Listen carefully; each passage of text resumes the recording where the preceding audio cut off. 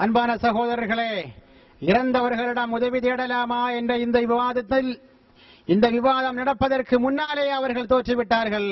காரணம், இதுவரை இறந்தவர்களிடம் உதவி தேடுவது ஷிர்க் என்று சொல்லிக் கொண்டிருந்தவர்கள் இந்த விவாத ஒப்பந்தத்தில் இறந்தவர்களை அழைத்து உதவி தேடக்கூடாது என்று சொன்னார்கள். அந்த ஒப்பந்தத்திலும் ஷிர்க் என்று சொல்லவில்லை, விவாதத்தின் ஒரு சந்தர்ப்பத்திலும் அவர்கள் ஷிர்க் என்று சொல்லவில்லை.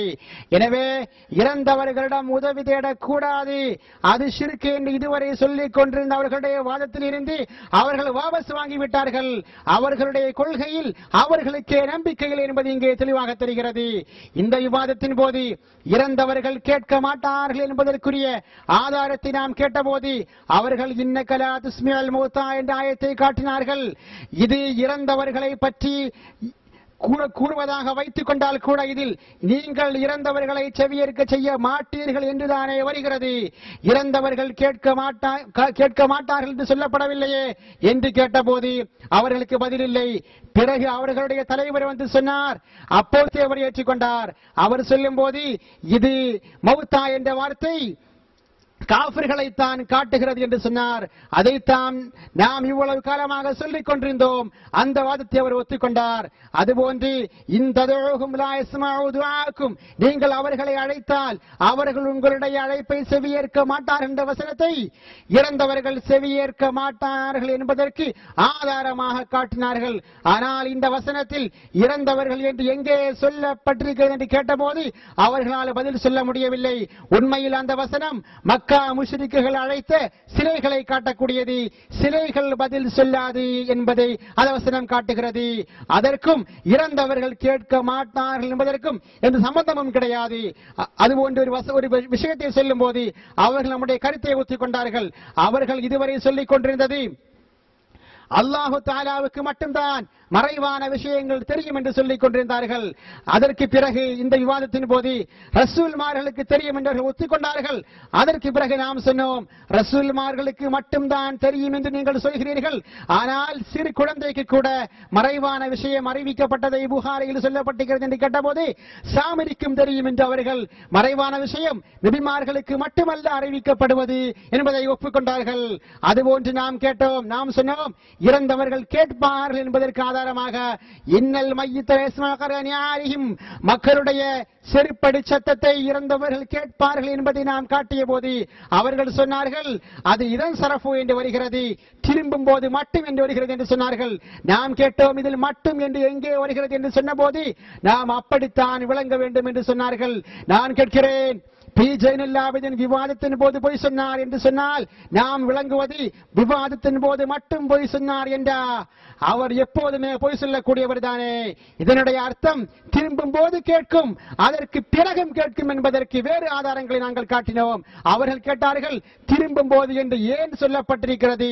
திரும்பியதற்கு பிறகும் கேட்பதாக இருந்தால் திரும்பும் போது மட்டும் என்று இங்கு நபி அவர்கள் சொல்ல வேண்டிய தேவை என்று கேட்டு நாங்கள் சொல்கிறோம். அங்கே செருப்படி சத்தத்தை கேட்டும் என்று வருகிறது.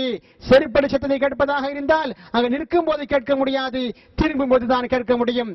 நாங்கள் திரும்பியதற்கு பிறகும் கேட்பார்கள் என்பதற்கு மையத்துக்கு சலாம் சொல்லக்கூடிய ஹதீஸ்களை நாம் காட்டினோம். அவர்கள் சொன்னார்கள் அங்கே சலாம் சொல்லப்படுவதால் மையத்து கேட்கும் என்று ஆதாரமாக்க முடியாது. காரணம், நாம் காலியான வீட்டுக்கும் சலாம் சொல்கிறோம் என்று சொன்னார்கள். நாங்கள் சொல்கிறோம் அங்கு காலியான வீட்டுக்கு சலாம் சொல்லப்படவில்லை, அங்கிருக்கும் மலக்குமார்களுக்கு சலாம் சொல்லப்படுகிறது.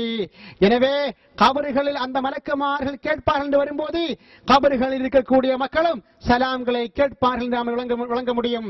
அதுபோன்று நாம் கேட்டோம், ஒரே நேரத்தில் பல இடங்களில் இருந்து பல மனிதர்கள் அழைத்தால் கேட்கும் சக்தி அல்லாஹு தஆலாவுக்கு மட்டும் உரியது, வேறு யாருக்கும் கிடையாது என்று நீங்கள் சொன்னீர்களே. நாங்கள் கேட்டோம், எங்களுடைய கருத்து என்னவென்று சொன்னால் அல்லாஹு தஆலாவுக்கு சுயமாக முடியும். அந்த சக்தி அவன் நாடியவர்களுக்கு வலிமார்களுக்கு கொடுத்திருக்கிறான், அவர்களுக்கு முடியும். அது அல்லாஹு தஆலா வேறு யாருக்கும் கொடுக்கவில்லை, அவன் தனக்கு மட்டுமே சொந்தமாக்கி கொண்டுள்ளான் என்பதற்கு நீங்கள் ஆதாரத்தை காட்டுங்கள் என்று சொன்ன போது அவர்கள் காட்ட முடியவில்லை.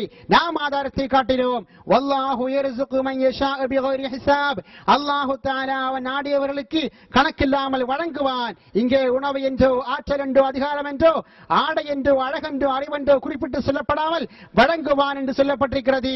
அது எல்லா விஷயத்தையும் குறிக்கும் என்று நாம் சொன்னபோது அந்த அணையின் தலைவர் சொன்னார், யர்ஸுகு என்றால் உணவளிப்பான் என்று அர்த்தம் என்று சொன்னார். ஆனால் இது அவருடைய பொய்யான சமாளிப்பு. அவருடைய மொழிபெயர்ப்பில் எழுதி வைத்திருக்கிறார், யர்ஸுகு என்பதற்குரிய அர்த்தம் வழங்குகிறான் என்று எழுதி வைத்திருக்கிறார்.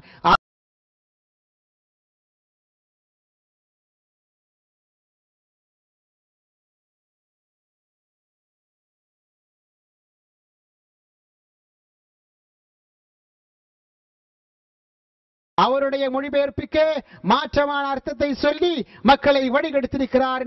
இந்த விவாதத்தில் இது அவருடைய மாபெரும் மோசடியை காட்டுகிறது. அதுபோன்று அவர்கள் இந்த விவாதத்தில் ஒரு தவறான கருத்தை தேவையில்லாமல் எடுத்து வைத்தார்கள். நபி ஸல்லல்லாஹு அலைஹி வஸல்லம் அவர்களுக்கு எல்லா மறைவான விஷயங்களும் தெரியாது, குறிப்பிட்ட விஷயங்கள் மட்டும்தான் தெரியும் என்று சொன்னார்கள். நாம் அதற்கு ஆதாரத்தை காட்டினோம். நபிகள் நாயகம் ஸல்லல்லாஹு அலைஹி வஸல்லம் அவர்கள் ஒரு முறை சுபஹ் தொழுதுவிட்டு மிம்பரில் ஏறினார்கள். லுஹர் வரை பேசினார்கள். லுஹர் தொழுத பிறகு மிம்பரில் ஏறினார்கள். அஸ்ர் வரை பேசினார்கள். அஸ்ருக்கு பிறகு மிம்பரில் ஏறினார்கள். மக்ரிப் வரை பேசினார்கள். சஹாபாக்கள் சொல்கிறார்கள், நபி அவர்கள் எங்களுக்கு இதுவரை உலகத்தில் நடந்த விஷயங்களை சொன்னார்கள், கியாமத் நாள் வரை நடக்க போகின்ற விஷயத்தையும் சொன்னார்கள் என்று சொல்லும் போது அல்லாஹ் தஆலா எல்லா மறைவான விஷயங்களையும் அவர்களுக்கு அறிவித்துக் கொடுத்து இருக்கிறான் என்று புரிகிறது என்று நாங்கள் சொன்னோம். அதற்கு அவர்கள் பதில் சொல்லவில்லை. இது முஸ்லிமில் சொல்லப்பட்ட ஹதீஸ். அவர்கள் நபி அவர்களுக்கு எல்லா விஷயங்களும் தெரியாது என்பதற்கு சில ஆதாரங்களை காட்டினார்கள், பொய்யான ஆதாரங்கள். அந்த ஆதாரங்கள் நபி அவர்களுக்கு மறைவான விஷயம் தெரியாது என்று அறிவிக்கவே இல்லை.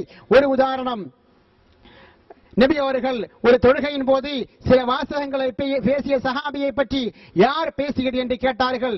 இது நபி அவர்களுக்கு பேசிய ஆள் யார் என்று தெரியவில்லை என்பதை காட்டுகிறது என்று சொன்னார்கள்.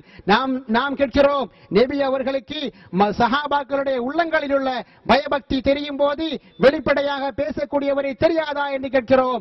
மட்டுமல்லாமல் ஒரு நபி அவர்கள் யார் பேசினார் என்று கேட்பது எப்படி அவர்களுக்கு தெரியாது என்பதை காட்டும். ஒரு ஆசிரியர் தவறு செய்த மாணவர் யார் என்று தெரிந்தால் அவனுடைய வாயிலிருந்து அவன் தான் செய்தான் என்பதை தெரியப்படுத்துவதற்காக யார் செய்தார் என்று கேட்பார். அது அவருக்கு தெரியாது என்று அர்த்தமல்ல. அதுபோல சஹாபியின் வாயிலிருந்து அவர் நான் செய்தேன் என்பதை வெளிப்படுத்தி காட்டுவதற்காக சொன்னார்களே தவிர அவர்களுக்கு தெரியாமல் இல்லை. அதுபோன்று மற்றொரு விஷயத்தை காட்டினார்கள். 2 சஹாபிகள் வழக்கை கொண்டு வருவார்கள்.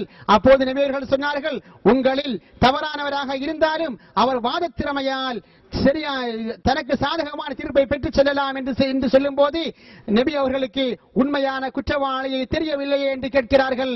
இதுவும் அவர்களுடைய வாதத்துக்கு ஆதாரமாக அமையாது. நபி அவர்கள் சொன்னார்கள், நாம் வெளிப்படைகளை வைத்துத்தான் தீர்ப்பு